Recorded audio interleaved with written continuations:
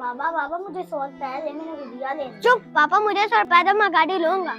बच्चों, बहुत गरीबी का आलम है इस वक्त। मेरे पास सिर्फ एक 100 का नोट है। तुम दोनों फैसला कर लो कि ये कौन लेगा। पापा आप 50 डालो, जो जीता 100 रुपए उसके। आ जाओ बहन। ठीक है भाई। बहन मैं ही जीतूंगा। नहीं भाई, मैं ही जीतूंगी। पापा मैं जीत गया, लाओ मेरे 100 रुपए। उससे छोटा है वो, तुझमें ज्यादा ताकत है उससे, फिर भी तू हार गई। बाबा मैं जानती हूँ मुझ में भाई से ज्यादा ताकत है। कभी बहन अपने भाई को हारते हुए नहीं देख सकती। पापा ये लो बहन गुड़िया। तू तो कहता था मैं कार लाऊंगा, फिर ये गुड़िया क्यों ले आया?